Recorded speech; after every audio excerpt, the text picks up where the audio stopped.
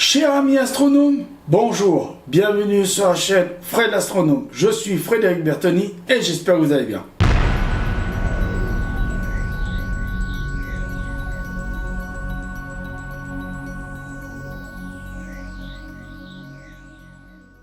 Allez, nous allons faire une petite Star News astronomie. On va parler d'une étoile morte il y a 15 000 ans et revenue à la vie. Jadis, Ubi 1 était une étoile comme le Soleil, avant de s'éteindre il y a 15 000 ans, en laissant échapper son enveloppe de gaz sous la forme d'une nébuleuse. La mort ordinaire d'une étoile ordinaire. Non, car cette image reflète une situation inverse de ce qu'elle devrait être. Le rouge à l'extérieur et le vert au centre. Ce dernier signe en effet un taux important d'ionisation du gaz qui trahit la quantité d'atomes se faisant arracher leurs électrons par le cadavre encore chaud. C'est inattendu, remarque Martin Guerrero, Institut d'astrophysique d'Andalousie. Cela ne signifie qu'une chose, l'étoile est revenue brièvement à la vie il y a moins de 200 ans. La partie verte ne serait en réalité pas ionisée par l'étoile mourante, mais par une onde de choc en train de la traverser. Une sonde due à une explosion thermonucléaire récente. Quand l'étoile s'est remise brutalement à fusionner, un ultime hockey, c'est la 5e renaissance de l'étoile observée. Donc voilà pour cette pour cette petite Star News. Je vais vous rajouter une petite Star News en plus là pour compléter le truc. Technologie spatiale, nous en parler. Une sonde solaire va battre tous les records de vitesse. Parker Solar Probe, qui a décollé le 12 août 2018 pour étudier le Soleil, deviendra, lorsqu'elle s'approchera au plus près de notre étoile en 2024, l'engin le plus rapide jamais conçu par l'homme. Les vitesses que je vais vous donner sont exprimées en km/h par rapport au Soleil. Donc je vais commencer, bien évidemment, vous connaissez, par la moins rapide. Donc la moins rapide de toutes les sondes, parce qu'il y en a quelques-unes, par comparaison à Solar Probe, un Parker Solar Probe, je vais vous donner la moins rapide. Donc la moins rapide, c'est New Horizon, qui a atteint la vitesse de 51 120 km/h, oui, fin 2018, en route vers la ceinture de Kuiper. L'engin un peu plus rapide, suivant, c'est Voyager 2, 55 346 km/h, fin 2018, à la limite du système solaire. Heureusement qu'il n'y a pas des radars dans le système solaire.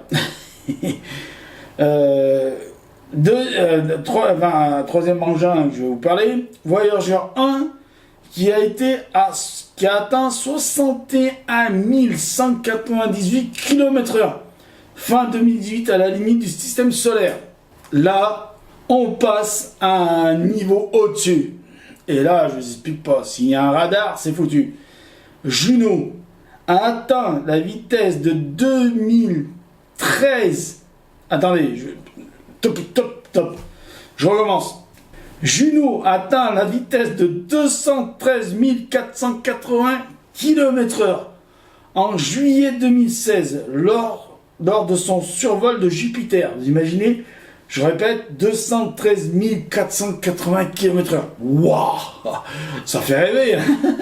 Enfin, vous faites ça sur l'autoroute, je vais pas payer l'amende. L'œil. Helios 2, 246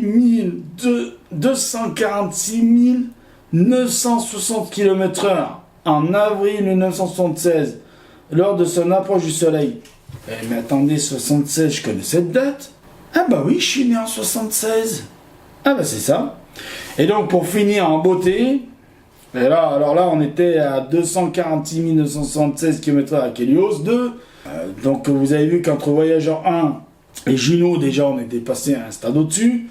Mais là entre Helios et Parker Solar Probe, c'est pas un niveau au-dessus là. C'est fou.